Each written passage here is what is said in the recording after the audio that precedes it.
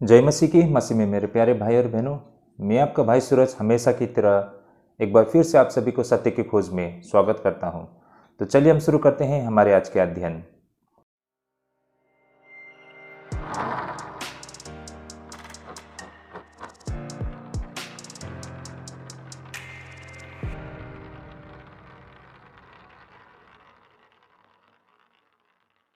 एक बार फिर से आप सभी को स्वागत है भाई और बहनों सत्य की खोज में। तो भाई और बहनों, जो हमारा आज का अध्ययन करने का रहेगा वो प्रेरित का काम 2 अध्याय 14 पद से लेकर 41 पद तक रहेगा। काफ़ी रोचक विषय रहेगा भाई और बहनों।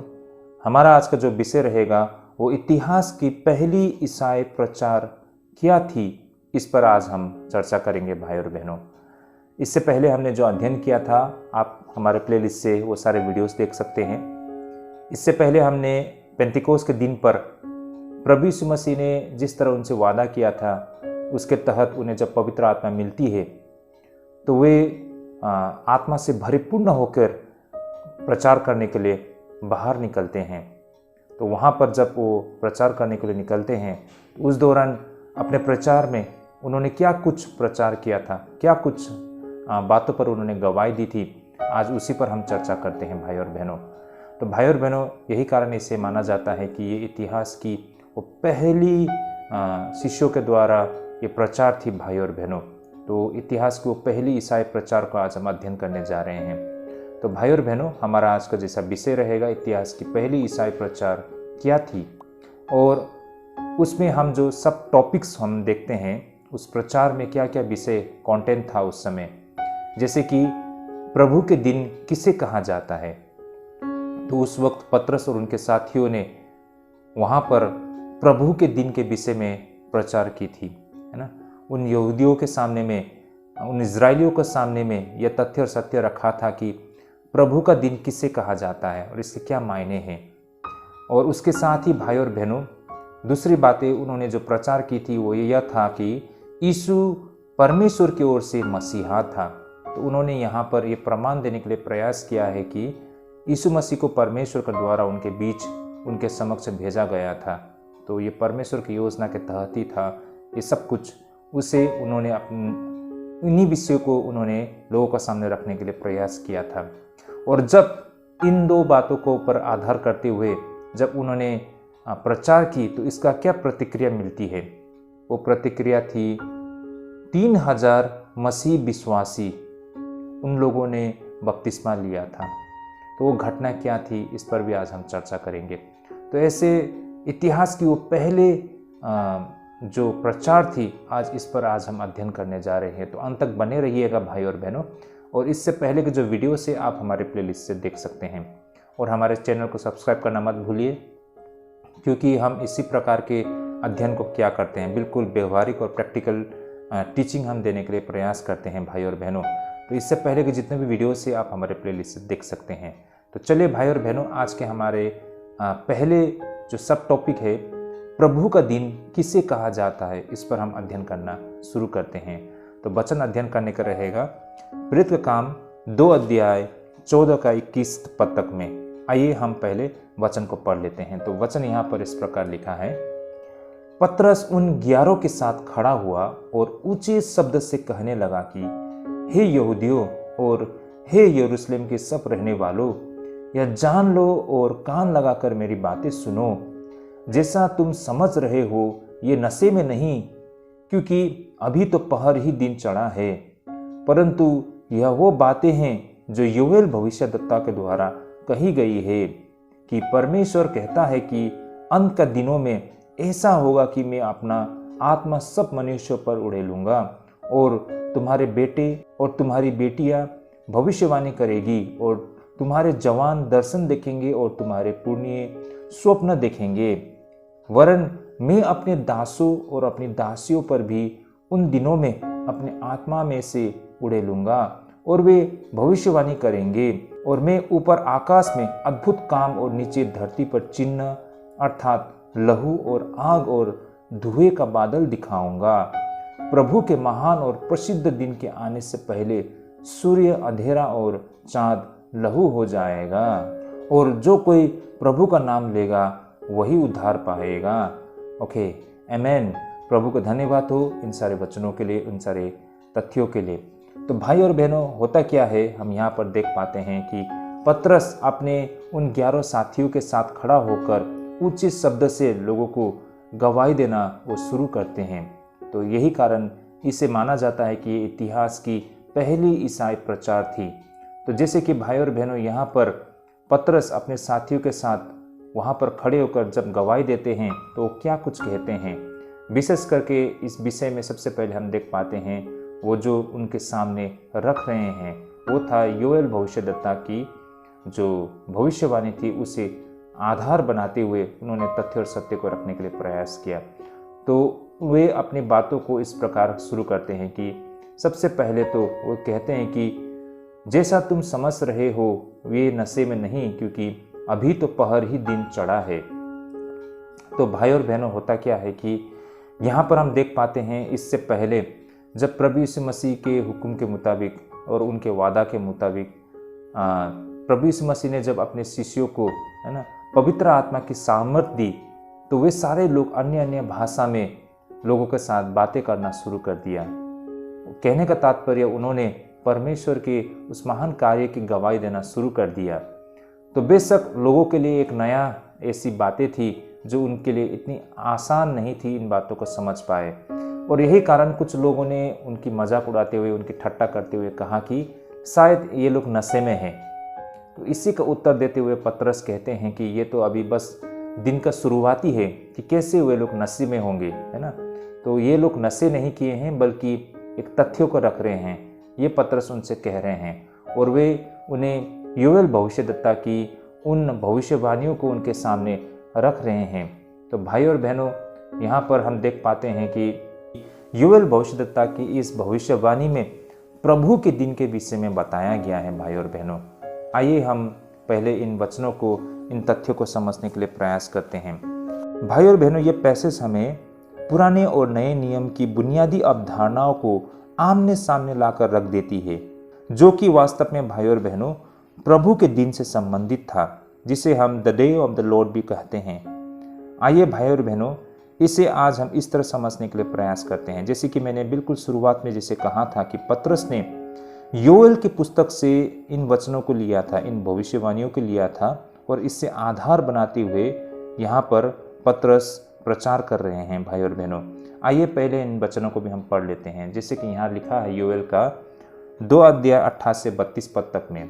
जैसा यहाँ लिखा है, उन बातों के बाद सब प्राणियों पर अपना आत्मा उड़े लूंगा, तुम्हारे बेटे बेटियां भविष्यवाणी करेगी, और तुम्हारे पुण्य स्वप्न देखेंगे, और तुम्हारे जवान दर्शन देखेंगे। तुम्हारे दास और दासिया पर भी मैं उन दिनों में अपना आत्मा उड़े लूंगा, और मैं आकाश में और पृथ्वी पर चमत्कार अर्थात लहू और आग और धुएं के खंभे दिखाऊंगा। यहोवा के उस बड़े और भयानक दिन के आने से पहले सूर्य अंधियारा होगा और चंद्रमा रक्त सा हो जाएगा। उस समय जो कोई यहोवा से प्रार्थना करेगा वो छुटकारा पाएगा, और यहोवा के वचन के अनुसार सिय्योन पर्वत पर और यरूशलेम में जिन बचे हुए को यहोवा बुलाएगा वो उद्धार पाएगा। तो भाई और बहनों, यहाँ पर पतरस योएल की इसी भविष्यवाणी को रखते हुए ये कुछ ऐसे प्रमाण को दे रहे हैं जिसे आज हम समझने जा रहे हैं।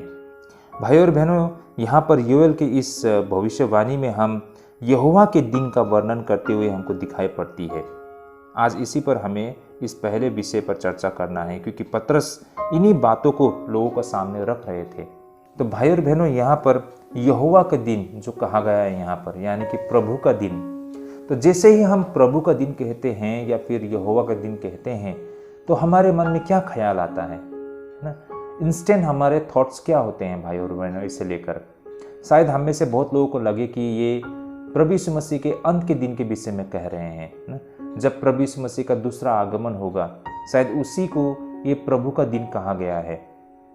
अगर हम एक लेमैन की नज़रिए से अगर हम इसे सोचते हैं तो शायद हमें ऐसा ही सही लगे, लेकिन हकीकत कुछ और ही है भाई और बहनों। यहाँ पर पतरस क्या कहना चाहते हैं इस प्रभु के दिन के संदर्भ में? देखिए, वास्तव में देखा जाए तो यहूदियों के अलावा हम में से ज़्यादातर लोगों को ये जो प्रभु का दिन जिस विषय को लेकर पतरस यहाँ पर प्रचार कर रहे हैं, इसके मायने हमें समझ में ना आए, लेकिन वहाँ पर जो यहूदी लोग, जो सुनने वाले लोग थे, वे भली भांति जानते थे कि प्रभु के दिन के मायने क्या है ना। ये सामान्य विषय था उस समय के यहूदी लोगों के लिए। वे अच्छी तरह से भली भांति इसके मायने जानते थे। अब इसके मायने को, इसके सच्चाई को, इसके तथ्यों को पतरस यहाँ पर रखने जा रहे हैं। तो पहले भाई और बहनों, हम समझने के लिए प्रयास करते हैं कि यहूदियों के नजरिए में, यहूदियों की सोच में ये जो प्रभु का दिन है, इसके क्या मायने हैं, इसे हम पहले समझने के लिए प्रयास करते हैं। देखिए भाई और बहनों, यहाँ पर यहूदियों के लिए प्रभु का दिन का मतलब उस दिन से था जब परमेश्वर दुनिया को बिल्कुल बदल देगी। उनका मानना था कि परमेश्वर तब इज़राइल को वो महान शक्ति प्रदान करेगी। जैसे कि आप सभी को याद हो, एक बार प्रभु यीशु मसीह स्वर्गारोहण होने से पहले उनके शिष्यों ने उनसे ये प्रश्न किया था, जो कि हम प्रेरित काम 1:6 में हमको दिखाई पड़ती है। प्रभु के चेलों ने एक बार यीशु मसीह से पूछा था कि हे प्रभु, क्या तू इसी समय इज़राइल को राज्य फेर देगा? तो यहाँ पर प्रभु यीशु मसीह के जो शिष्य थे, उनके चेले थे, उनका क्या मायने था, इससे क्या उनका संबंध था, जो ये पूछ रहे हैं कि हे प्रभु, तू क्या इसी समय इज़राइल को राज्य फेर देगा? तो ये राज्य से क्या मायने थे उनके, है ना। ये राज्य का क्या मतलब था भाई और बहनों? वास्तव में ये राज्य प्रभु के दिन से संबंधित है ना भाई और बहनों। वास्तव में ये प्रभु का दिन ही इज़राइलियों को राज्य फेर देगा। और हमने इससे पहले ये भी देखा था कि राज्य का क्या अर्थ होता है ना, राज्य का क्या मायने होता है। जब हम राज्य के मायने को समझते हैं तो इस प्रभु के दिन के अर्थ को भी हम भली भांति समझ पाते हैं। तो इससे पहले के जो वीडियोस है उस पर हमने बिल्कुल विस्तार से राज्य का अर्थ हमने आप सभी से साझा किया था। यहूदियों का जो सोच था राज्य को लेकर, वो कुछ और था, और यीशु मसीह के लिए राज्य का मायने कुछ और ही था, है ना। तो उस राज्य के विषय में हमने पिछले वीडियो में अध्ययन किया है, पिछले बाइबल अध्ययन में अध्ययन किया है, आप हमारे प्लेलिस्ट से देख सकते हैं। तो भाई और बहनों, यहाँ पर हम इन बातों को रखने के मतलब आपको ये बताना चाहते हैं कि यहाँ पर आमतौर पर यहूदियों का जो प्रभु का दिन से संबंधित बातों को लेकर वे बिल्कुल भली भांति वे लोग अवगत थे भाई और बहनों। तो आइए पहले हम इन्हीं बातों को समझने के लिए प्रयास करते हैं। तो भाई और बहनों, यहूदियों के तहत जो ये प्रभु का दिन होगा, ये एक ऐसा दिन होगा जब परमेश्वर भयानक न्याय लाएगा। इसके अलावा यहूदियों का ये भी मानना है कि वे परमेश्वर के चुने हुए लोग हैं और परमेश्वर ने उन सभी राष्ट्र के बीच में से विशेष अधिकार के साथ उनके राष्ट्र को अथवा उनकी जाति को चुन लिया था। लेकिन उनके ये राष्ट्र हमेशा एक ऐसा छोटा सा राष्ट्र बना रह गया था। इतिहास बताती है कि उनके लिए कभी भी ये एक आसान समय नहीं था और वे अच्छी तरह से जानते थे कि मानवीय तरीके से वे कभी भी उस स्थिति तक नहीं पहुंच पाएंगे जिसके लिए वे चुने गए थे या फिर उनका जो हक था। तो भाई और बहनों, इन बातों को शायद आप लोग समझ पा रहे होंगे, है ना। हम सब जानते हैं कि इज़राइल के इतिहास देखेंगे तो हमेशा से इज़राइल के ऊपर दबाव बना के रखा गया है।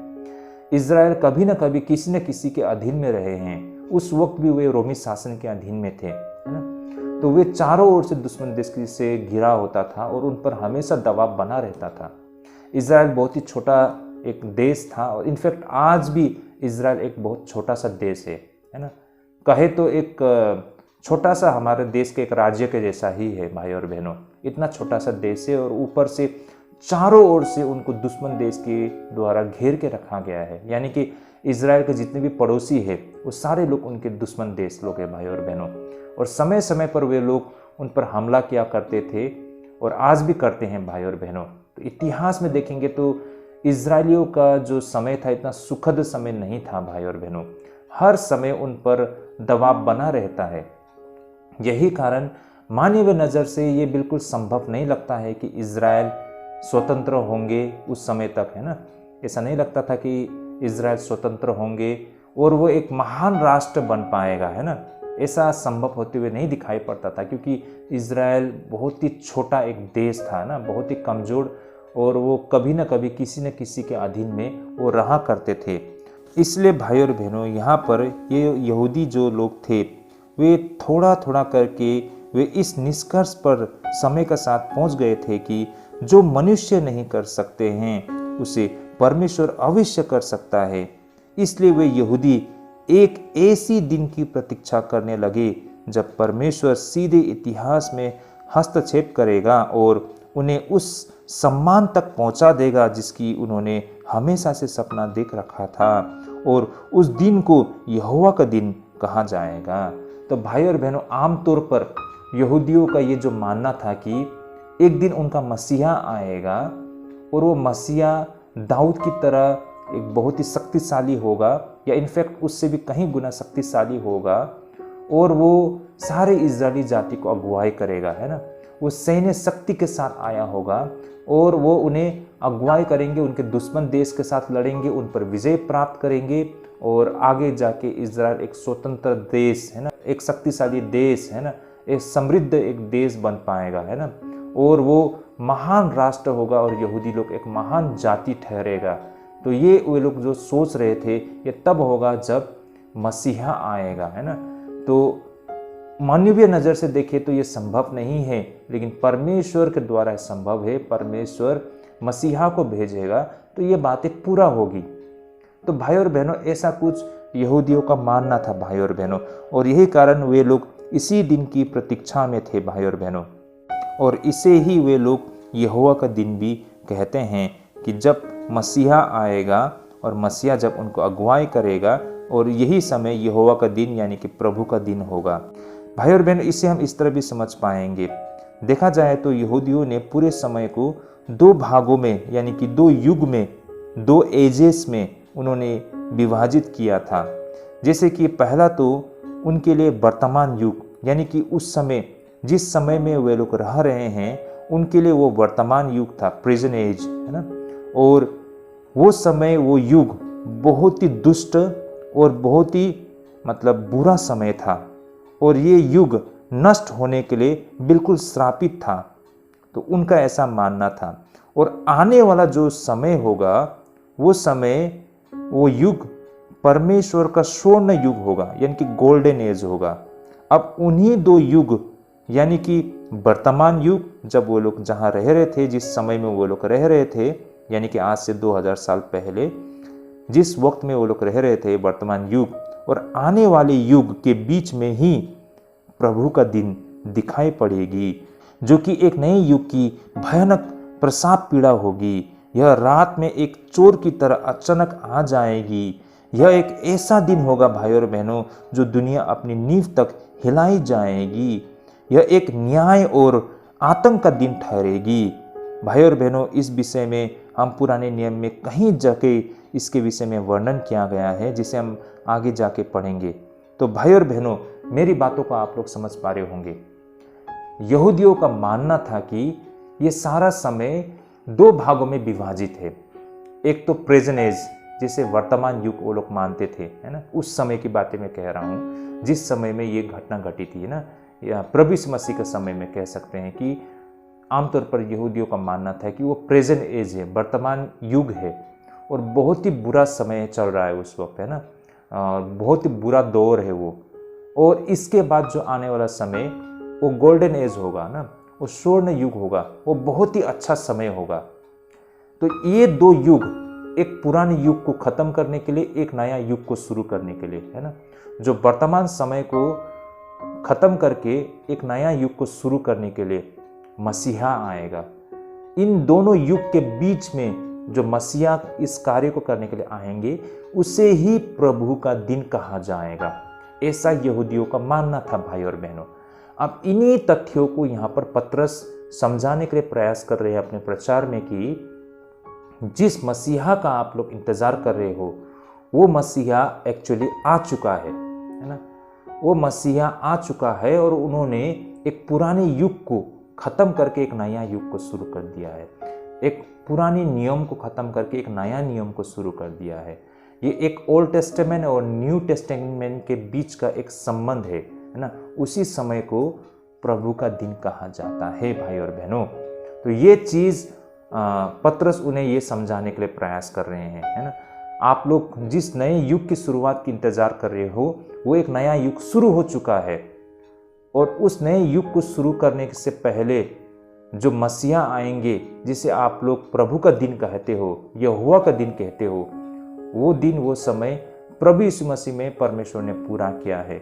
ये बातों को यहाँ पर पतरस लोगों को सामने रखने के लिए प्रयास कर रहे हैं। तो भाई और बहनों, इस नए युग के विषय में हम अगर पुराने नियम में देखते हैं तो ऐसे बहुत सारे प्रमाण है। आइए मैं इनमें से कुछ को पढ़ना चाहूँगा। जैसे यहाँ यशायाह 2 के 12 में कहा गया है, क्योंकि सेनाओं के यहोवा का दिन सब घमंडी और ऊंची गर्दन वाले पर और उन्नति से फूलने वालों पर आएगा और वे झुकाए जाएंगे। ऐसा यशायाह 2 के 12 में कहा गया है। आगे सपन्या 1 के 7 में कहा गया है कि परमेश्वर यहोवा के सामने शांत रहे, क्योंकि यहोवा का दिन निकट है। यहोवा ने यज्ञ सिद्ध किया है और अपने पहुनों को पवित्र किया है। उसी तरह योएल 2 का 1 में कहा गया है, सियोन में नरसिंगे फूको, मेरे पवित्र पर्वत पर सांस बांध कर फूको, देश के सब रहने वाले कांप उठे, क्योंकि यहोवा का दिन आता है, वरन वह निकट ही है। आमीन। तो भाई और बहनों, इन सारे वचनों से ऐसे बहुत सारे और भी अन्य वचन है जो हमको पुराने नियम और नए नियम में दिखाई देता है इस प्रभु के दिन से संबंधित विषय पर। तो भाई और बहनों, कुछ रेफरेंस के लिए मैंने कुछ इन वचनों को आपके सामने रखा है। तो इस तरह भाई और बहनों, प्रभु के दिन ने दो युग को अलग कर देती है, ऐसा यहूदियों का मानना था। लेकिन यहाँ पर पतरस यहूदियों से कह रहे हैं कि पीढ़ियों से तुमने परमेश्वर के दिन का सपना देखा है, जब परमेश्वर सीधे सब कुछ अपने अधीन में ले लेंगे। लेकिन वह प्रभु का दिन अब प्रभु यीशु मसीह में आ गया है। वो सभी महान सच्चाई प्रभु यीशु मसीह में परमेश्वर ने व्यक्तिगत रूप से पूरा किया है। तो इस तरह यहाँ पर भाई और बहनों, पतरस अपनी प्रचार की शुरुआत करते हैं। ये इतिहास की पहली प्रचार थी जो यीशु मसीह के शिष्यों ने उस वक्त लोगों के सामने प्रचार किया था, और उस प्रचार का ये पहला विषय था कि प्रभु का दिन, जिस प्रभु का दिन के तुम लोग इंतजार कर रहे हो, है ना, और जिस प्रभु के दिन को पूरा करने के लिए जिस मसीहा का आप लोग इंतजार कर रहे हो, वो मसीहा यीशु मसीह स्वयं है ना। और परमेश्वर ने यीशु मसीह के माध्यम से वो कार्य को किया है, और वो प्रभु का दिन आ चुका है। अब एक नए युग की शुरुआत हो चुका है। ये बातें पतरस अपने प्रचार के द्वारा लोगों के सामने करते हुए हमको दिखाई पड़ती है। तो भाई और बहनों, लेकिन यहाँ पर कुछ और प्रश्न उठता है। अगर ये सच है तो यहाँ पर योएल भविष्यद्वक्ता के द्वारा जो कही गई बातें है ना, कि जब प्रभु का दिन होता है तो सारा सूर्य अंधेरा हो जाता है और चांद अंधेरा हो जाता है, तो ये बातें कब पूरा होती है? भाई और बहनों, प्रेरित के काम 2 का 19 और 20 में ये बातें दर्ज की गई है। मैं इसे पढ़ना चाहूँगा। जैसा कि यहाँ लिखा है, और मैं ऊपर आकाश में अद्भुत काम और नीचे धरती पर चिन्ह अर्थात लहू और आग और धुएं का बादल दिखाऊंगा। प्रभु के महान और प्रसिद्ध दिन के आने से पहले सूर्य अंधेरा और चांद लहू हो जाएगा। तो ये बातें आखिरकार कब पूरा होते हैं? अगर सचमुच यीशु मसीह ही वो मसीहा है और प्रभु का दिन सचमुच में आ चुका है और एक नया युग का शुरुआत हो गया है, तो ये वचन कब पूरा होता है? तो भाई और बहनों, ये स्वाभाविक है हम सबके मन में भी ये प्रश्न आए। भाई और बहनों, इस विषय में ऐसा माना जाता है कि यह जब यीशु मसीह को क्रूस पे चढ़ाया गया था तो उसी समय यरूशलेम में लोगों ने देखा था कि सूर्य बिल्कुल अंधियारा हो गया था। शायद उस वक्त चांद भी गहरे आसमान में लाल नजर आ रही होगी। तो भाई और बहनों, ऐसा विशेषज्ञों का मानना है कि ये वचन, ये भविष्यवाणी तब पूरा होता है जब यीशु मसीह को क्रूस में लटकाया गया था। भाई और बहनों, उस वक्त हमने देखा है कि सारा देश अंधेरा हो गया था जब यीशु मसीह ने अपना दम को तोड़ा था, है ना। सब कुछ अंधकार हो गया था कुछ क्षण के लिए। तो इसी विषय में यहाँ पर इन भविष्यवाणी को पूरा होते हुए हमको देख पाते हैं ना। तो शायद उसी दौरान जब सूर्य अंधेरा हो गया तो चांद भी उस वक्त अंधेरे हो गए होंगे, क्योंकि बादल लगने के वजह से चाँद का रंग लाल दिखाई दिया होगा। तो इस तरह से सूर्य और चाँद ना बिल्कुल फीका पड़ गया था। तो ये बातें तब पूरा होता है जब यीशु मसीह को क्रूस में लटकाया गया था। लेकिन भाइयों और बहनों, कुछ लोगों का ये भी मानना है कि शायद ये घटना भविष्य के विषय में बताई गई है और ये भविष्य में जाके ये सारी बातें पूरा होती है। तो कुछ लोगों का तो ऐसा भी मानना है भाइयों और बहनों। लेकिन भाइयों और बहनों, इतना तो सही है कि पतरस ने उस वक्त जो बातें, जो तथ्य लोगों के सामने रखा, वो ये था कि जिस प्रभु का दिन का तुम लोग इंतजार कर रहे हो वो दिन आ चुका है ना। और जिस मसीहा के तुम लोग आस लगाए बैठे थे वो मसीहा आ चुका है। उन्होंने पुराना युग को समाप्त कर दिया है, एक नया युग को शुरू कर दिया है ना। तो ये सारे बातें यीशु मसीह में पूरा परमेश्वर ने किया है। ये बातें, इस बात को आधार बनाते हुए पतरस ने लोगों के सामने रखा था। तो भाई और बहनों, ये था इतिहास की पहली प्रचार, एक ईसाई प्रचार की शुरुआत भाई और बहनों। तो ये था पहला विषय। अब हम आगे कंटिन्यू देखते हैं जो इस प्रचार में पतरस ने कही थी लोगों के सामने। तो आइए भाई और बहनों, आज के हमारे दूसरे विषय की ओर आगे बढ़ते हैं। तो हमारा आज का दूसरा विषय है यीशु मसीह की ओर से मसीहा था। तो भाई और बहनों, इतिहास की वो पहली ईसाई प्रचार के दौरान पतरस ने अपने प्रचार में ये जोर दिया है कि यीशु मसीह वास्तव में परमेश्वर की ओर से था। ये बात को उन्होंने अपने प्रचार में रखने के लिए प्रयास किया है। तो इन दौरान उन्होंने क्या क्या बातों को रखा था, इन बातों को साबित करने के लिए, इस सत्य को साबित करने के लिए किन बातों को उन्होंने अपने प्रचार में रखा था, इससे हम थोड़ा विस्तार से अध्ययन करते हैं। तो चले भाई और बहनों, हम आगे बढ़ते हैं। जैसे कि यहाँ पर देख पाते हैं कि ये जो पैसेज है, ये पैसेज प्रारंभिक प्रचारकों के विचारों को दर्शाते हैं भाई और बहनों। आइए सबसे पहले हम वचन को पढ़ लेते हैं। तो वचन रहेगा प्रेरित के काम 2 अध्याय 22 से लेकर 36 पद तक। आइए हम इन वचनों को पढ़ना शुरू करते हैं। जैसे यहाँ लिखा है, हे इज़राइलियों, ये बातें सुनो कि यीशु नासरी एक मनुष्य था जिसका परमेश्वर की ओर से होने का प्रमाण उन सामर्थ के कामों और आश्चर्य के कामों और चिन्हों से प्रकट है जो परमेश्वर ने तुम्हारे बीच उसके द्वारा कर दिखलाए, जिसे तुम आप ही जानते हो। उसी को जब वह परमेश्वर के ठहराई हुई मनसा और होनहार के ज्ञान के अनुसार पकड़वाया गया, तो तुमने अधर्मियों के हाथ से उसे क्रूस पर चढ़वाकर मार डाला। परंतु उसी को परमेश्वर ने मृत्यु के बंधनों से छुड़ाकर जिलाया, क्योंकि यह अनहोना था कि वह उसके वश में रहता। क्योंकि दाऊद उसके विषय में कहता है कि मैं प्रभु को सर्वदा अपने सामने देखता रहा, क्योंकि वह मेरी दाहिनी ओर है, ताकि मैं डिंग न जाऊं। इसी कारण मेरा मन आनंद हुआ और मेरी जीभ मगन हुई, वरन मेरा शरीर भी आशा में बसा रहेगा। क्योंकि तू मेरे प्राणों को अधोलोक में न छोड़ेगा और न अपने पवित्र जन को सड़ने ही देगा। तूने मुझे जीवन का मार्ग बताया है, तू मुझे अपने दर्शन के द्वारा आनंद से भर देगा।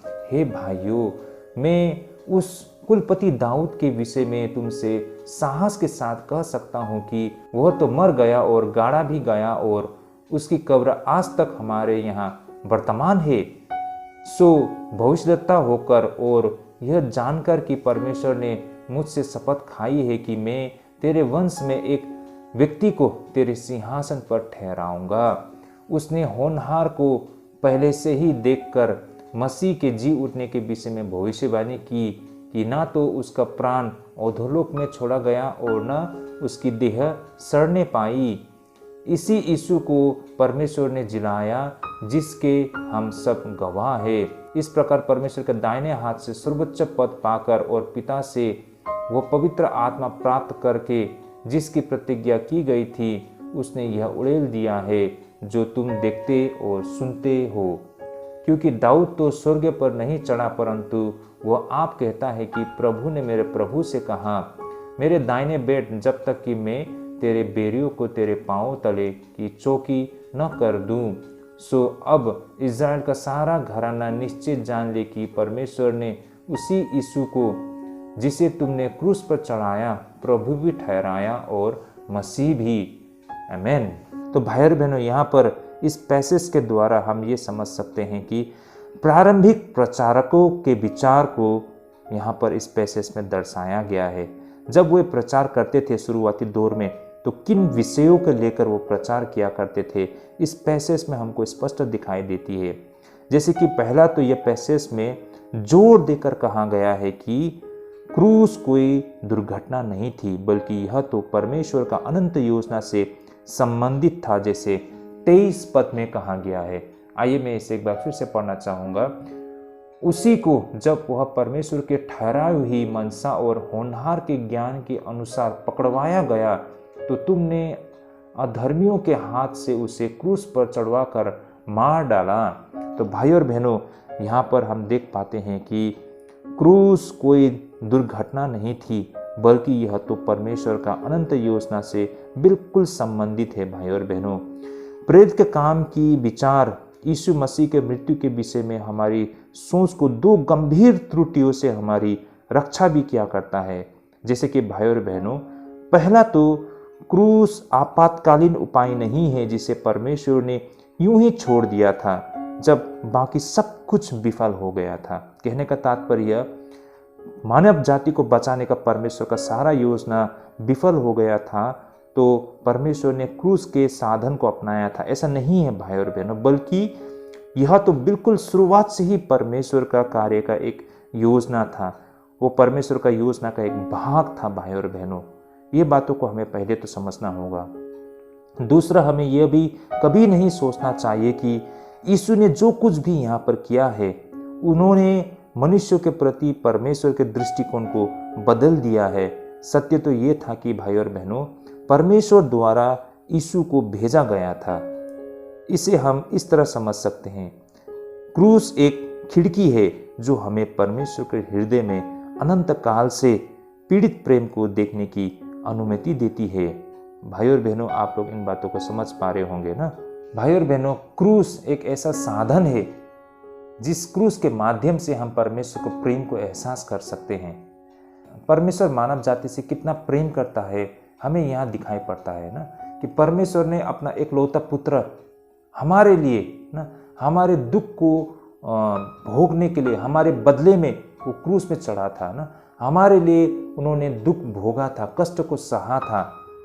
ये दिखाता है कि परमेश्वर हमसे कितना प्रेम करता है। भाई और बहनों, तो क्रूस एक साधन है जिसका माध्यम से हम परमेश्वर के उस पीड़ित प्रेम को हम अनुभव कर पाते हैं।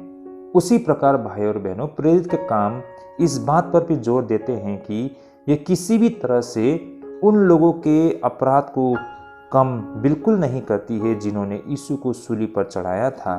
भाई और बहनों, प्रेरित के काम में क्रूस पर चढ़ाया जाने का प्रत्येक उल्लेख अपने किए गए अपराध के प्रति थरथराहट की भावनाओं के साथ व्यक्त करती है, क्योंकि किसी भी चीज से अलावा सूली पर चढ़ाना सर्वोच्च रूप से दिखाता है कि पाप कितना भयानक व्यवहार कर सकता है। भाई और बहनों, पाप का स्तर कितना नीचा है। भाई और बहनों, हम सब जानते हैं क्रूस की सजा किसे दिया जाता है, जो बहुत दुष्ट बुरे इंसान को, है ना।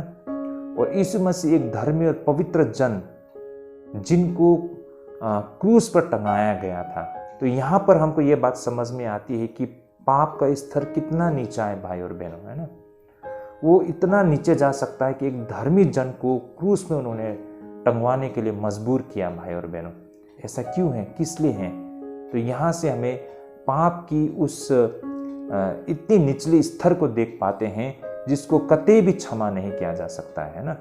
तो भाई और बहनों, ये बातों को इस प्रचार में पतरस जोर देकर लोगों को सामने रख रहे हैं। अब यहाँ आगे यह भी साबित करता है कि मसीह का पीड़ा और मृत्यु भविष्यवाणी की पूर्ति करती है।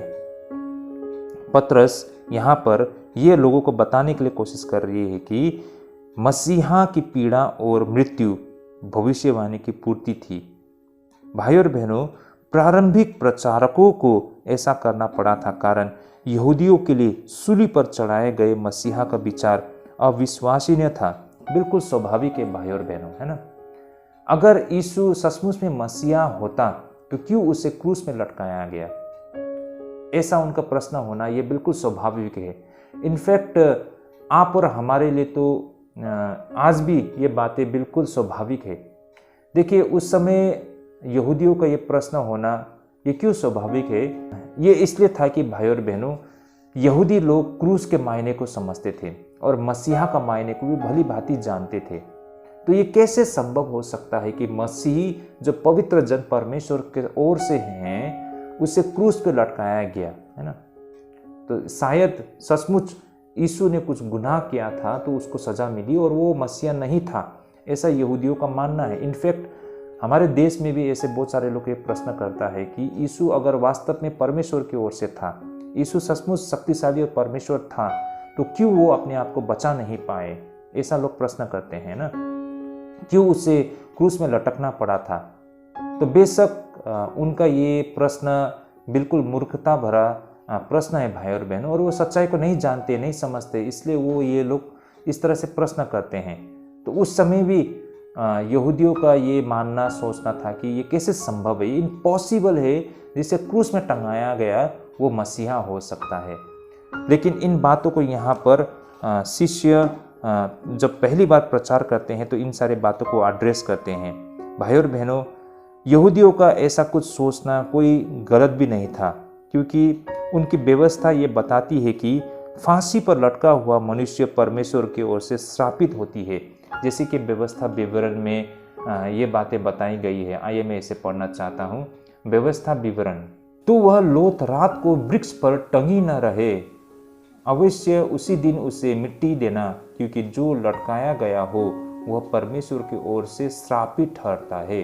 तो भाई और बहनों, ये बिल्कुल स्पष्ट है ना, जो लटकाया गया या जो क्रूस में टंगाया गया, ये सारे लोग श्रापित थे।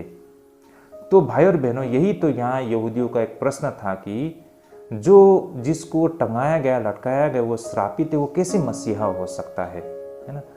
तो यही इन बातों को यहाँ पर पतरस उनके शिष्यों को उत्तर देना होता है ना। जो अवधारणा थी यहूदियों का, उसे तोड़ना है यहाँ पर पतरस को। तो यही कारण पतरस उन्हें कहते हैं कि रूढ़िवादी यहूदियों के लिए क्रूस ने ये पूरी तरह से बिल्कुल असंभव बना दिया था कि यीशु मसीहा हो सकता है। लेकिन भाई और बहनों, इस पर प्रारंभिक प्रचारकों ने यह उत्तर दिया था कि यदि आप केवल अपने धर्म ग्रंथ को सही ढंग से भी अगर पढ़ते हैं तो आप देखेंगे कि सब कुछ पहले से ही बता दिया गया था कि मसीहा का पीड़ा उठाना। तो भाई और बहनों, यहाँ पर पतरस का यही अपना उत्तर था कि ये कोई नई बातें नहीं है कि मसीहा क्रूस में लटकाया गया, क्योंकि ये बातें इसलिए नया नहीं है क्योंकि इन सारे विषय में बहुत पहले ही भविष्यवाणी की गई है। अगर आप अपनी धर्म ग्रंथ को सही तरीके से पढ़ेंगे तो आपको ये बातें स्पष्ट नजर आएगा कि मसीहा का विषय में बताया गया है कि उसे कष्ट और पीड़ा को झेलना पड़ेगा, और वो कष्ट और पीड़ा यीशु मसीह में क्रूस में हमको दिखाई पड़ता है। तो ये बातों को यहाँ पर पतरस साबित करने के लिए कोशिश कर रहे हैं कि क्रूस की पीड़ा परमेश्वर की योजना के तहत था, है ना। ये कोई दुर्घटना नहीं है कि यूं ही एक घटना घटित हो गई थी। तो ये बातें यहाँ पर पतरस उनके सामने रखने के लिए प्रयास कर रहे हैं। आगे प्रेरित का काम प्रभु यीशु मसीह के पुनरुत्थान पर अंतिम प्रमाण के रूप में जोर देते हुए हमको दिखाई पड़ती है। प्रभु यीशु मसीह वास्तव में परमेश्वर का चुना हुआ व्यक्ति था, जैसे कि हम 32 पद में हम देख पाते हैं। इसी यीशु को परमेश्वर ने जिलाया जिसके हम सब गवाह है, ऐसा कहा गया है। तो यही कारण प्रेरितों के काम को पुनरुत्थान का सुसमाचार भी कहा गया है। भाई और बहनों, इससे पहले मैंने आप सभी के सामने इन तथ्यों को रखा था ना कि प्रेरित के काम को पवित्र आत्मा की सुसमाचार कहा गया है। ये बात बिल्कुल सही है भाई और बहनों, क्योंकि पवित्र आत्मा के कार्य के विषय में पतरस में हमको बहुत सारे प्रमाण और जानकारी मिलती है भाई और बहनों, है ना। तो विस्तार से पवित्र आत्मा के कार्य के विषय में भी बहुत कुछ उस समय जो घटना घटी थी उसे वहाँ पर दर्ज किया गया है। इस कारण प्रेरित के काम को पवित्र आत्मा की सुसमाचार भी कहा जाता है। उसी तरह भाई और बहनों, प्रेरित के काम को पुनरुत्थान के सुसमाचार भी कहा जाता है, क्योंकि प्रेरित के काम में यीशु मसीह के पुनरुत्थान के विषय में जबरदस्त गवाही दी गई है। तो भाई और बहनों, यही कारण प्रेरित के काम को पुनरुत्थान की सुसमाचार भी कहा जाता है। ये बातों को हमें हमेशा याद रखना होगा। और यही कारण भाई और बहनों, ये काफ़ी रोचक बातें हैं। और प्रारंभिक कलीसिया के लिए पुनरुत्थान सबसे महत्वपूर्ण विषय भी होती थी। बेशक आज के समय में हम पुनरुत्थान को इतने मायने या महत्व न दे हमारे कलीसिया में, है ना, इसे हमने एक पुराना कहानी या फिर बीता हुआ समय छोड़कर हम इस पर गहराई से हम हमेशा चर्चा नहीं करते हैं। लेकिन उस जमाने में भाई और बहनों पुनरुत्थान को लेकर सुसमाचार का वो सबसे बड़ा विषय होता था। हमें यह याद रखना चाहिए कि पुनरुत्थान के बिना कोई भी ईसाई कलीसिया नहीं हो सकती है ना। अगर पुनरुत्थान नहीं हुए होते तो शायद कलीसिया की स्थापना भी हमको नहीं दिखाई देती, है ना। पुनरुत्थान ये साबित करता है कि परमेश्वर का योजना कलीसिया के द्वारा आगे बढ़ती है। यहाँ पर हम देख सकते हैं कि जब शिष्यों ने पुनरुत्थान का प्रचार किया तो वे अपने व्यक्तिगत अनुभव के आधार पर लोगों से बात या बहस किया करते थे। भाई और बहनों, पुनरुत्थान के अनुभव को उन लोगों ने लोगों का सामने रखा है ना।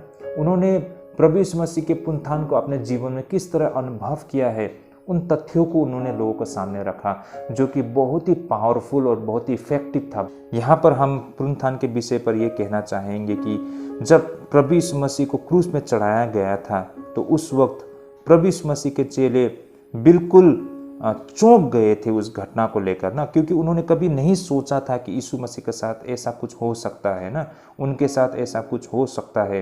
तो जैसे ही यीशु मसीह को पकड़वा गया और जैसे यीशु मसीह को पकड़ लिया गया और उसे क्रूस पर इतनी बदतर तरीके से लटकाया गया, तो ये सब बातों को सुन और देख उनके शिष्य बिल्कुल टूट चुके थे। उनके अपने सारे सपने खत्म हो गए थे, वे पूरी तरह से बिखर गए थे।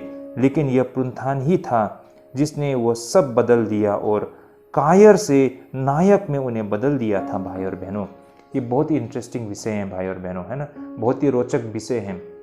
प्रभु यीशु मसीह के चेले डरे समय यरूशलेम में एक कमरे के अंदर था, लेकिन उसी वक्त यीशु मसीह का जो वादा था उसके तहत उन पर पवित्र आत्मा आती है और उनको इतनी सामर्थ मिलती है ना, और वो बाहर प्रचार करने को निकलते हैं। और इसका पीछे ये एक कारण भी था और वो था पुनरुत्थान, क्योंकि पहले तो वो लोग डरे समय हुए थे भाई और बहनों, है ना, उनको कुछ समझ में नहीं आ रहा था। जिस पर उनका भरोसा था, जिस भरोसे में उन लोग ने सब कुछ छोड़ के वो यीशु मसीह के पीछे हो लिए थे, है ना, उनका सब कुछ यीशु मसीह ही था। अब वो ही नहीं रहे तो सब कुछ उनके लिए खत्म हो चुका था, है ना। अब उनके लिए कोई उम्मीद नहीं था, कोई और चारा भी नहीं था भाई और बहनों। वो बहुत दुखी थे, वो लोग शौक में थे, आगे क्या करना उनको कुछ समझ में नहीं आ रहा था। लेकिन उसी वक्त उनको ये सूचना मिली कि यीशु मसीह का पुनरुत्थान हो गया है ना। और आखिरकार उनका सामना यीशु मसीह से भी होते हैं। 40 दिन तक यीशु मसीह उनके साथ रहते हैं, है ना, और उनका हौसला अफजाई करते हैं, उन्हें बहुत सारी भेद की बातें उन्हें बताते हैं। तो इससे भाई और बहनों वे लोग एनर्जेटिक हो जाते हैं, उनमें वो सारी हिम्मत, ताकत सब कुछ आ जाती है, वो एकदम पावरफुल हो जाते हैं भाई और बहनों, है ना। नए सिरे से वो रिचार्ज होते हैं भाई और बहनों। भाई और बहनों, ये ऐसा है कि हमने भी अपने जीवन में अनुभव किया होगा ना, जब कुछ ऐसी अमूल्य चीज हम जब खो देते हैं हम बहुत दुखी होते हैं, है ना। लेकिन उसका रहते समय हम जितना खुश रहते हैं, उसे खोने के बाद दोबारा जब उसे हम प्राप्त करते हैं तो पिछले समय में जब वो हमारे साथ था और उस समय हम जितना खुश थे उससे अब कहीं ज़्यादा हम खुश रहते हैं दोबारा उसे खोने के बाद जब हम प्राप्त करते हैं, है ना। हमारा खुशी का स्तर दोबारा 2 गुना हो जाता है सही मायने में, है ना, क्योंकि हमने उस चीज़ को खो दिया था, फिर से दोबारा प्राप्त करने में हमारी खुशी का कोई ठिकाना नहीं रहता है ना, हम में वो जोश आ जाती है। एग्जैक्टली यीशु मसीह के चेले के साथ में भी ऐसा ही कुछ हुआ था ना। यीशु मसीह के साथ रहते समय वे लोग बहुत खुश थे, बहुत उनमें साहस, हिम्मत सब कुछ था, सब कुछ सही चल रहा था। जैसे ही कुछ दिनों के लिए यीशु मसीह उनसे दूर हो गए, है ना, और उनको लगा कि अब सब कुछ खत्म हो गया, टूट गया है, वो बहुत ही नीचे चले गए। और जैसे ही पता चला कि यीशु मसीह उनके साथ हमेशा है ना, और जैसे उनका सामना यीशु मसीह से होता है तो वो इतना ऊंचा चले जाते हैं, उनका हौसला, उनका साहस, उनका हिम्मत इतना ऊंचा हो जाता है कि हम सब जानते हैं 12 शिष्यों में से 11 शिष्यों ने अपनी इतनी बड़ी बड़ी बलिदान दी थी, है ना। सभी ने अपनी जान गंवाई थी यीशु मसीह के लिए, खुशी खुशी हंसते हुए उन्होंने अपनी बलिदान दी थी। ये कैसे संभव हो पाया है भाई और बहनों। वो लोग डर गए थे, कायर की तरह हो गए थे, लेकिन यीशु मसीह के पुनरुत्थान ने उसको नायक बना दिया। यीशु मसीह के पुनरुत्थान ने उनको इतनी जोश, हिम्मत, ताकत दी कि उन्होंने अपनी जान तक उन्होंने अर्पण कर दिया भाई और बहनों, है ना। तो भाई और बहनों, यही चीज़ आप और हम में भी अप्लाई होता है आज के समय में। हम भी डरते हैं भाई और बहनों, है ना, हमें भी डर लगता है। आज जो सरकार है, जो शासन है, ईसाइयों पर इतना दबाव दे रहा है भाई और बहनों, है ना, हम पर इतना अत्याचार हो रहा है, इतना दबाव हो रहा है, हमें डर लगता है प्रचार करने के लिए, बाहर निकल के प्रचार करने में, है ना, कलीसिया चलाने में, संगति चलाने में। लेकिन अगर जब हम व्यक्तिगत रूप से यीशु मसीह के पुनरुत्थान को अपने जीवन में अनुभव करते हैं ना, तो ये सारे डर हमारा खत्म हो जाता है। जैसे ही हमें ये एहसास होता है कि मसीहा हमारे साथ है ना, वो बिल्कुल हमारे साथ है ना। यीशु मसीह का पुनरुत्थान मतलब यीशु मसीह हमारा साथ है ना, वो जीवित है, हमारे साथ है। जब ये चीज़ हमको एहसास हो जाता है ना, तो हमें किसी भी चीज़ से डर नहीं लगता है, हम किसी भी चीज़ का सामना करने के लिए तैयार होता है। आज कौन लोग डर रहे हैं? यीशु मसीह का गवाही देने से कौन लोग डर रहे हैं? जिनको ये एहसास नहीं हो रहा है कि यीशु मसीह उसके साथ है ना। भाई और बहनों, उस समय प्रभु यीशु मसीह के चेले को भी वो ताकत और सामर्थ कैसे मिली? क्योंकि उनको ये एहसास था कि यीशु मसीह हमेशा उनके साथ है ना। जगत के अंत तक मैं तुम्हारे साथ हूँ, यीशु मसीह ने कहा था ना। तो उनको ये बात एहसास थी, यीशु मसीह उनके साथ है। वो देख चुके थे, जान चुके थे, उसको सब कुछ समझ में आ गया था। जो लोगों को नहीं दिखाई दे रहा था, उनको सब कुछ दिखाई दे रहा था। यही कारण वो लोग मरने के लिए भी तैयार था, उन लोग ने अपनी जान तक भी दी भाई और बहनों। तो इस तरह वो एक कायर से एक नायक बन गए थे, और ये इसलिए था क्योंकि पुनरुत्थान ने उनको ये ताकत दी थी भाई और बहनों। तो यही कारण उस जमाने में पुनरुत्थान का विषय एक बहुत ही जबरदस्त विषय था। उनका प्रचार का ये एक बहुत बड़ा विषय होती थी भाई और बहनों। इन्हीं बातों को पतरस ने अपने साथियों के साथ मिलकर लोगों को सामने रखा था भाई और बहनों कि यीशु मसीह का पुनरुत्थान हो चुका है। लेकिन भाई और बहनों, बड़ी दुख की बात यह है कि आज के कलीसिया के लिए ये विषय एक त्रासदी हो चुकी है। ऐसा क्यों हम कह रहे हैं? भाई और बहनों, अक्सर पुनरुत्थान का उपदेश हम ईस्टर संडे तक ही सीमित रख देते हैं। यह आज हकीकत है भाई और बहनों। ऐसा हम क्यों कहते हैं?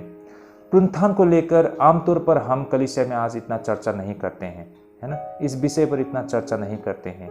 पुनरुत्थान के विषय को हम साल में एक ही बार आमतौर पर चर्चा करते हैं, वो है ईस्टर संडे, रिजरेक्शन डे के अवसर पर हम इस विषय पर धूमधाम चर्चा करते हैं। और आजकल ये दिन, ये समय हमारे लिए एक एंटरटेनमेंट, एक आनंद मनाने के दिन मात्र बन के रह गया है भाई और बहनों।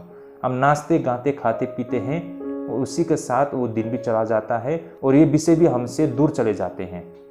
तो ऐसा आज का स्थिति है भाई और बहनों पुनरुत्थान को लेकर, है ना, रिजरेक्शन डे को लेकर भाई और बहनों। लेकिन हकीकत ये है कि वास्तव में प्रत्येक रविवार को प्रभु का दिन होना चाहिए था भाई और बहनों, और प्रत्येक प्रभु के दिन को पुनरुत्थान के दिन के रूप में हमें रखा जाना चाहिए था।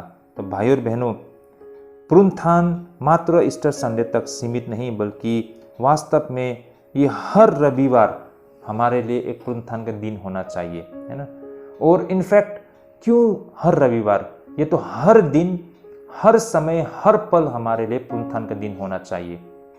क्योंकि भाई और बहनों, यही पुनरुत्थान हमें याद दिलाता है कि प्रभु यीशु मसीह हमारे साथ हर समय है, वो हर समय हमारे साथ रहते हैं। और भाई और बहनों, यही एक ऐसी राज है कि भाई और बहनों, जब हमें ये पता चलता है कि यीशु मसीह हमारे साथ हर समय है, तो यही एक ऐसी शक्ति है जो हमें हर प्रकार की बुराई और पाप करने से रोकती है। भाई और बहनों, होता क्या है कि लिटरली हम यीशु मसीह को अपने आगे पीछे हम देख नहीं पाते हैं। तो शायद हमें ऐसा लगता है कि परमेश्वर हमें नहीं देख रहे हैं और हम अपने मन मर्जी करते हैं, है ना, ऐसे पाप कर बैठते हैं जो गलत है भाई और बहनों, है ना। लेकिन अगर जैसे ही हमें ये बात हमेशा एहसास होता है कि हमारा परमेश्वर तो पुनरुत्थान हो चुका हुआ परमेश्वर है और वो यही कारण हर समय जीवित है और हर समय हमारे आसपास है, वो हमें देख रहे हैं, तो ये जब हमको एहसास होता है तो हम अपने आप को सतर्क रखते हैं। हम ये हमेशा ख्याल रखते हैं कि कहीं हमको संसारिक चीज़ हमें परमेश्वर से दूर तो नहीं ले जा रही है, शैतान हमें पाप करने के लिए आकर्षित तो नहीं कर रहे हैं, कहीं हम संसार के लालच में तो नहीं फंस गए हैं। ये चीज हमेशा हमें याद रहती है। भाई और बहनों, हम हमेशा प्रार्थना क्या करते हैं ना कि प्रभु मुझे वचन के द्वारा हर बातों को स्मरण कराइए। इसका मतलब क्या है कि हम चाहते हैं कि परमेश्वर प्रभु उनके उपस्थिति को हम हमेशा देख पाए, है ना, एहसास कर पाए, परमेश्वर के पुनरुत्थान को हम समझ पाए। तो भाई और बहनों, ये यीशु मसीह का पुनरुत्थान ही है जो हर इंसान को अलर्ट रखते हैं, सतर्क रखते हैं और उन पापों से बच के रहने के लिए और शुद्ध और पवित्र जीवन जीने के लिए। लेकिन जो कोई भाई और बहनों पुनरुत्थान के मायने को नहीं समझते हैं, इसे हल्के से लेते हैं ना, वही लोग आज इस संसार में पाप में फंस गए हैं। तो पुनरुत्थान कितना इंपॉर्टेंट है हम सब के लिए भाई और बहनों, ये आज हमें समझना होगा। सिर्फ उस जमाने में नहीं, आज भी जो कोई पुनरुत्थान को समझते हैं वो व्यक्ति लोग बिल्कुल अलर्ट रहते हैं, है ना, बिल्कुल चौकस रहते हैं। ये बात को हमें समझना होगा। लेकिन दुर्भाग्य की बात ये है कि आज के समय के कलीसिया पुनरुत्थान को लेकर इतनी सीरियस नहीं दिखाई पड़ती है, जिसका खामियाजा आप और हम सभी को भुगतना पड़ता है। तो भाई और बहनों, ये सारे विषय पर प्रभु यीशु मसीह के चेले पतरस उनके साथियों ने पेंतिकोस्त के दिन में प्रचार किया था, जो इतिहास का वो पहला प्रचार था भाई और बहनों, वो पहला ईसाई प्रचार था। और इन्हीं विषय को लेकर प्रभु यीशु मसीह के चेलों ने प्रचार किया था, लोगों के सामने सत्य और तथ्य को रखा था भाई और बहनों। अब इन प्रचार को सुनने के बाद सुनने वाले की क्या प्रतिक्रिया थी, उनका क्या रिएक्शन था, उसे हम अब अगले विषय में हम समझेंगे। तो भाई और बहनों, हमारा अगला विषय ये रहेगा कि वो पहले 3000 मसीह विश्वासी या वो 3000 मसीह विश्वासियों का कलीसिया, ये हमारा अगला विषय रहेगा भाई और बहनों। तो भाई और बहनों, जैसे ही लोगों ने ये सारे सुसमाचार सुनी, उनका प्रतिक्रिया हजारों के तादाद में लोगों को विश्वास में लाती है। आज इसी पर अब हम आगे चर्चा करेंगे। तो सबसे पहले हम वचन को पढ़ लेते हैं भाई और बहनों। तो हम कंटिन्यू करते हैं, अब हम आगे बढ़ते हैं 2 अध्याय 37 पद से लेकर 41 पद तक में। आइए हम पढ़ना शुरू करते हैं। तो यहाँ जिस तरह लिखा है, तब सुनने वालों के हृदय छिद गए और वे पतरस और शेष प्रेरितों से पूछने लगे कि हे भाइयों, हम क्या करें? पतरस ने उनसे कहा, मन फिराओ और तुम में से हर एक अपने अपने पापों की क्षमा के लिए यीशु मसीह के नाम से बपतिस्मा ले, तो तुम पवित्र आत्मा का दान पाओगे। क्योंकि यह प्रतिज्ञा तुम और तुम्हारी संतानों और उन सब दूर दूर के लोगों के लिए भी है, जिनका प्रभु हमारा परमेश्वर अपने पास बुलाएगा। उसने बहुत और बातों में भी गवाही दे देकर समझाया कि अपने आप को इस टेढ़ी जाति से बचाओ। सो जिन्होंने उसका वचन ग्रहण किया, उन्होंने बपतिस्मा लिया और उसी दिन 3000 मनुष्यों के लगभग उनमें मिल गए। तो ऐसा यहाँ पर बताया गया है। तो भाई और बहनों, होता क्या है कि जैसे मैंने शुरुआत में कहा, पतरस उनके साथियों ने ये पहली बार ईसाई गवाही लोगों के सामने दी। तो उन गवाही को सुनने के बाद लोगों के मन को छू लिया, ऐसा कहा गया है ना यहाँ पर। और इन बातों को सुनने के बाद उन्होंने पश्चाताप किया और हजारों लोगों ने उस दिन बपतिस्मा लिया। और इस तरह से इतिहास की वो पहली कलीसिया का स्थापना होते हुए भी हमको दिखाई पड़ती है। तो ये हमारा आज का आखिरी विषय रहेगा, सेव योरसेल्फ, वो पहले 3000 मसीह विश्वासियों की कलीसिया। इन विषय को लेकर अब हम चर्चा करते हैं। तो भाई और बहनों, ये पैसेज पूरी स्पष्टता के साथ क्रूस के प्रभाव को दर्शाती है ना। ये 3000 लोग जिन्होंने उस दिन बपतिस्मा लिया था, ये भाई और बहनों क्रूस की प्रभाव थी भाई और बहनों, है ना। ये क्रूस की प्रभाव को दर्शाती है। जैसे ही लोगों ने महसूस किया कि यीशु मसीह को सूली पर चढ़ाने में उन्होंने क्या किया है, तो उनके दिल बिल्कुल टूट गया था भाई और बहनों, है ना।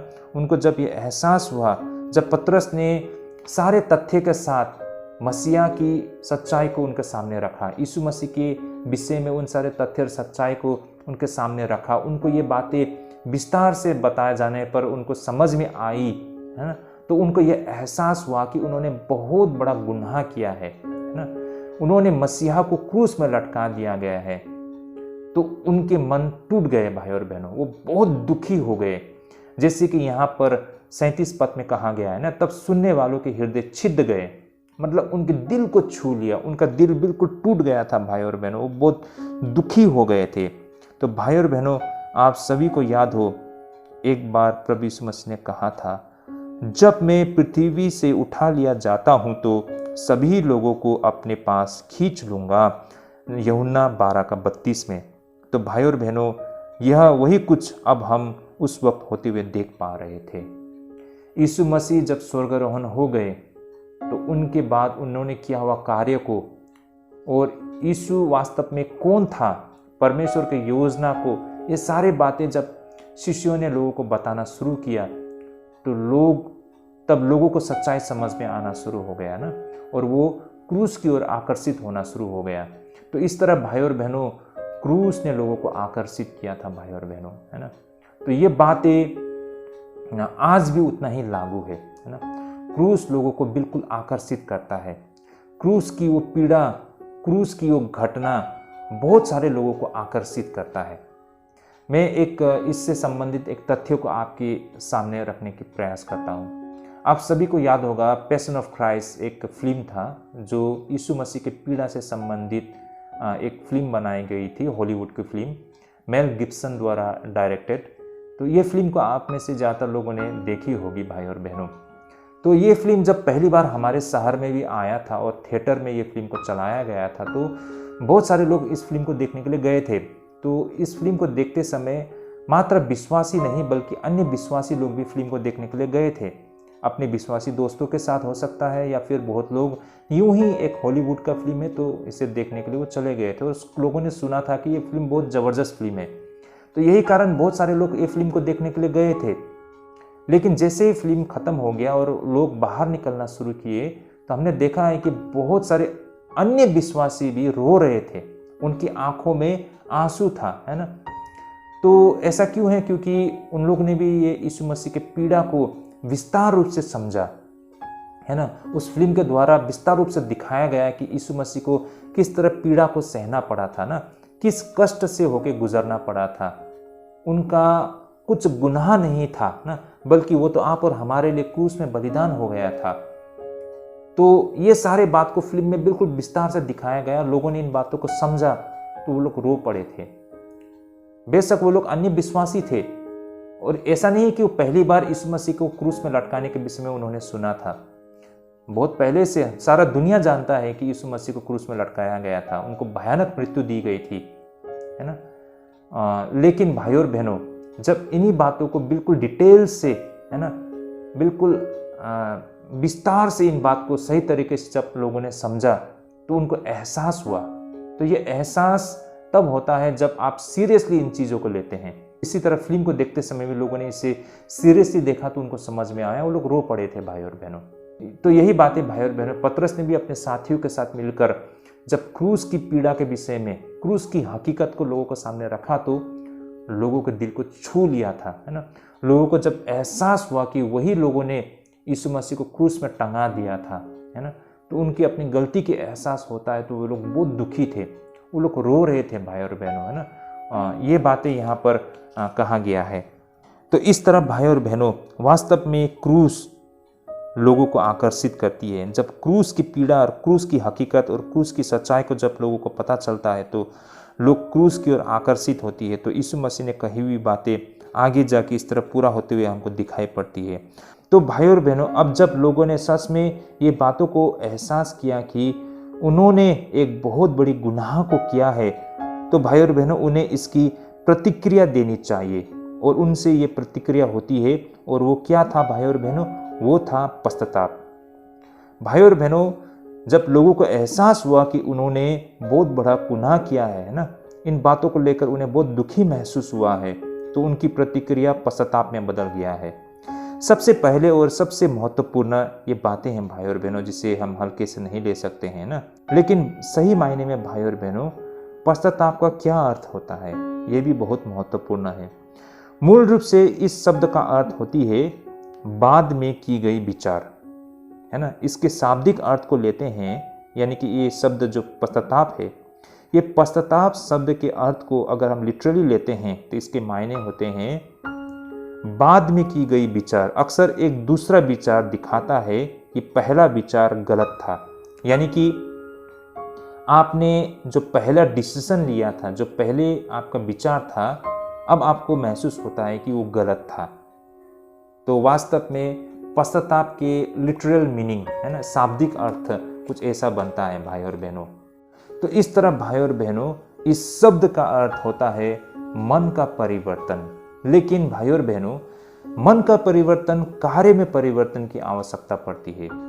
यही कारण पश्चाताप में मन का परिवर्तन और कार्य का परिवर्तन दोनों शामिल होनी चाहिए। भाई और बहनों, सिर्फ मुंह से अगर ये कह देना काफ़ी नहीं है कि मैं पश्चाताप करता हूँ, है ना, और हम जब पश्चाताप करते हैं और हम अपने सोच में परिवर्तन लाते हैं, वो काफ़ी नहीं है। उसे हम व्यवहारिक तौर पे लाना भी होता है ना, उससे हमें प्रयोग में लाना होता है। हमारे आचरण, हमारे व्यवहार, हमारे सोच में दिखना चाहिए भाई और बहनों, है ना।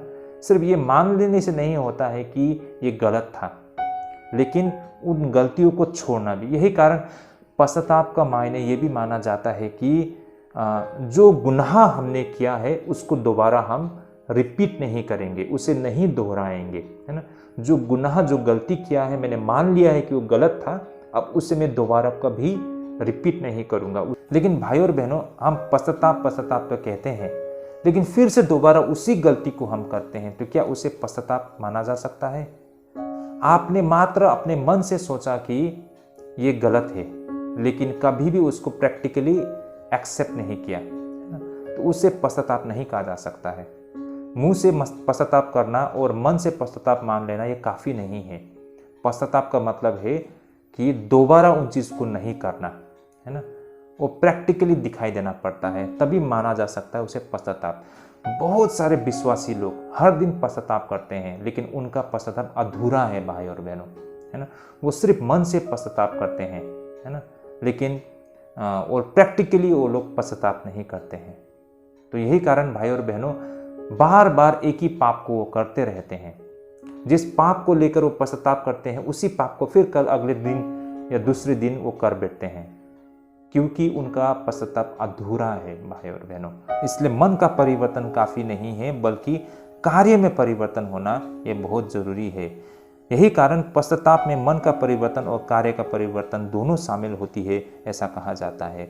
यही कारण एक व्यक्ति अपना मन परिवर्तन कर सकता है और जान सकता है कि उसके कार्य गलत थे, लेकिन वह अपने पुराने तरीके से इतना प्यार करता है कि वह उन्हें नहीं बदलता है, तो उसे पश्चाताप नहीं कहा जाता है भाई और बहनों। वो आधा अधूरा पश्चाताप है। केवल डर या विवेक के कारण बदलना, वास्तव में उन्हें भी बदलना नहीं कहा जाता है भाई और बहनों। हम देख पाते हैं कि बहुत सारे लोग, है ना, डर के कारण, परमेश्वर के भय के कारण स्वेच्छा से उसे छोड़ने को तो तैयार नहीं है, लेकिन परमेश्वर के दंड के भय से वे लोग उस काम को नहीं करते हैं। तो भाई और बहनों, वो भी सही मायने में पश्चाताप नहीं कहलाता है। तो पश्चाताप का मतलब है भाई और बहनों, स्वेच्छा से, सिर्फ मन का परिवर्तन नहीं बल्कि कार्य में भी परिवर्तन होना है। स्वेच्छा से, अपने मन से, किसी के दबाव और डर से नहीं भाई और बहनों, उसे पश्चाताप कहा जाता है। मतलब जो चीज़ को आपने छोड़ दिया है, उस चीज़ को दोबारा आप कभी नहीं करेंगे, यानी कि कार्य में भी परिवर्तन, सिर्फ मन में परिवर्तन नहीं ना। मन, आपके मन में आपने मान लिया कि आपने जो किया था गलत था ना, ये मान लिया कि वो गलत था, ये मान लिया, आपने मन में अपने बातों को मान लिया, लेकिन कार्य में आप उसको साबित करना होता है, तभी जाके उसे पश्चाताप, सही मायने में पश्चाताप करना कहा जाता है भाई और बहनों। अथवा ये एक अधूरा पश्चाताप होता है, जिसे सही मायने में पश्चाताप नहीं माना जा सकता है। तो इसीलिए भाई और बहनों, क्या आपने सही मायने में पश्चाताप किया है? ये एक बहुत बड़ा प्रश्न हमें खुद को पूछना होगा, है ना। अगर हमने सचमुच पश्चाताप किया है तो उस गलती को हम कभी नहीं दोहराएंगे, है ना। यही सही मायने में पश्चाताप होता है। और उसी तरह जब लोग पश्चाताप करते हैं तो परमेश्वर क्षमा भी किया करता है, ये भी एक सत्य है।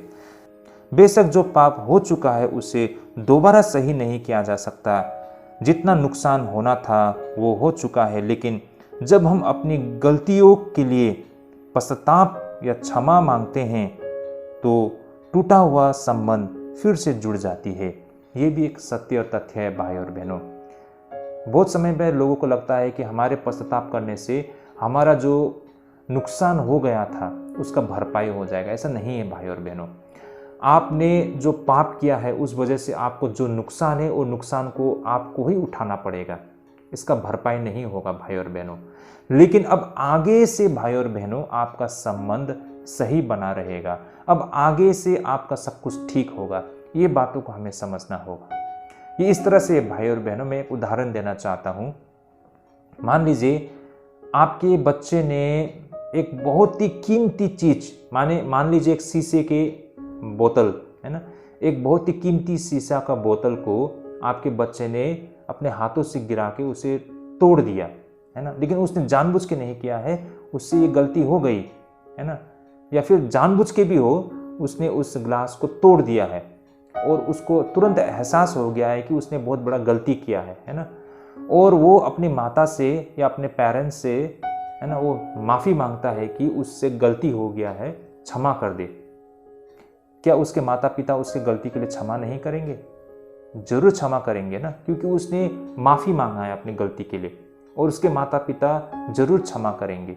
लेकिन माता पिता का माफ़ कर देने का मतलब उसका वो बोतल, जो शीशे का बोतल थे, जो टूट गया उसके हाथों से, वो ठीक नहीं हो जाएगा ना। वो तो जो टूटना था टूट गया, उसका जो नुकसान होना था वो हो चुका है। लेकिन उसकी माँ के साथ, उसके पिता के साथ, उसका पेरेंट्स के साथ में वो संबंध आगे अच्छा ही रहेगा, है ना। ऐसा तो नहीं है कि उसका माँ बाप उसके बच्चे के ऊपर में वो नाराज़ होते रहेंगे, ऐसा तो नहीं है ना, क्योंकि उसके बच्चे ने उससे माफ़ी मांग ली है। लेकिन अगर उसके बच्चे ने माफ़ी नहीं मांगी होती तो शायद उसके माँ बाप उसके ऊपर बहुत नाराज़ होते ना।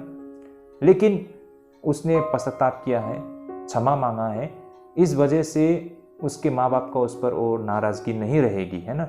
उसको क्षमा कर दिया गया, लेकिन उसने जो नुकसान कर दिया है वो नुकसान का भरपाई नहीं हो सकता है ना। वो हो चुका है, टूट चुका है, नुकसान जितना होना था हो चुका है, लेकिन आगे का संबंध वो सही रहेगा। तो उसी प्रकार है भाई और बहनों, परमेश्वर के साथ में भी हमारा संबंध है ना।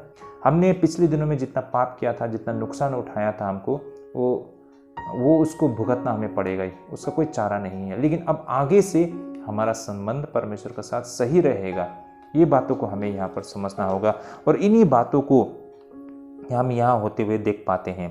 आखिर में इस पैसेज में जो हम समझ प्राप्त करते हैं वो यह है कि जब पश्चाताप किया जाता है तब भविष्य के लिए कुछ होता है, और वह यह है कि हम पवित्र आत्मा के उपहार को प्राप्त करते हैं, और उस शक्ति से हम उन लड़ाइयों को जीत सकते हैं जिनके विषय में हमने कभी नहीं सोचा था कि ये हमसे हो पाएगा ना। भाई और बहनों, परमेश्वर ने पवित्र आत्मा का वादा किया था और यह उपहार सभी के लिए था। ये मात्र पेंतिकोस के दिन में उन शिष्यों के लिए मात्र नहीं था। तो भाई और बहनों, ये पवित्र आत्मा का दान उन सभी लोगों के लिए है, हर किसी के लिए है जिन्होंने यीशु मसीह पर विश्वास किया है ना, यीशु मसीह पर भरोसा किया है। जैसे कि यहाँ पर 2:38 में कहा गया है ना, पतरस ने उनसे कहा, मन फिराओ और तुम में से हर एक अपने अपने पापों की क्षमा के लिए यीशु मसीह के नाम से बपतिस्मा लो, तो तुम पवित्र आत्मा का दान पाओगे। तो भाई और बहनों, ये पवित्र आत्मा का दान है ना, मात्र उन शिष्यों के लिए नहीं था जिन्होंने पेंतिकोस के दिन में इन्हें प्राप्त किया था, बल्कि ये उन हर एक लोगों के लिए, इनफैक्ट आप और हम सब के लिए भी है भाई और बहनों। अगर हम यीशु मसीह को अपना ना सब कुछ दे देते हैं तो प्रभु हमें वो उपहार देते हैं भाई और बहनों। इन बातों को हमें नहीं भूलना चाहिए। ये उपहार सभी के लिए हैं ना, इसके लिए कोई हमें कीमत अदा करना नहीं पड़ता है ना। ये मुफ्त है और ये परमेश्वर की ओर से आप और हमारे लिए हैं। इस उपहार को आप और हम भी प्राप्त कर सकते हैं। ये बातों को यहाँ पर हम समझ सकते हैं। इस तरह उस वक्त यरूशलेम में विश्वासियों का समूह जो 120 था, बढ़कर अब 3000 से अधिक लोगों का एक बहुत बड़ा समूह बन गया था, और वे पहले ईसाई कलीसिया बन गए थे। तो भाई और बहनों, इस तरह से इतिहास की वो पहली प्रचार है ना, जो पतरस और उनके साथियों को द्वारा दी गई थी, उस प्रचार को सुनने के बाद 3000 लोगों ने विश्वास किया और बपतिस्मा लिया। और इस तरह से कलीसिया का शुरुआत होते हुए हमको प्रमाण मिलती है भाई और बहनों। तो उस दौरान क्या कुछ प्रचार किया था, इस विषय में हमने आज चर्चा की है भाई और बहनों। होपफुली ये सारे समझ और ज्ञान हमें हमारी आत्मिक उन्नति के लिए बहुत लाभदायक पहुँचेगी, मैं विश्वास करता हूँ। और इस विषय पर इससे पहले आप लोग ने इतनी विस्तार से चर्चा की है, मैं नहीं जानता, और इसे आप किस तरह समझते हैं ये भी मैं नहीं जानता हूँ। लेकिन आज हमने अपने अध्ययन के ऊपर ये सारे बातों को आपके समक्ष लाए हैं। होपफुली ये हम सब के लिए बहुत आशीषमय होगी। अगर आपको लगता है कि ये बहुत ही फ्रूटफुल है तो ज़रूर इसे अपने फ्रेंड रिलेटिव सभी के साथ शेयर करें ताकि उन तक भी सच्चाई को पहुंच सके। तो भाई और बहनों, ये था हमारा आज का अध्ययन। यहीं पर आज हम स्थगित करते हैं। हमने आज जो कुछ सुना है, परमेश्वर हम सबको ढेरों आशीष करे और प्रभु आप सभी को अगुवाई करे। अगले अध्ययन में हम फिर से दोबारा मिलते हैं। तो प्रभु आप सबको ढेरों आशीष करे। जय मसीह की।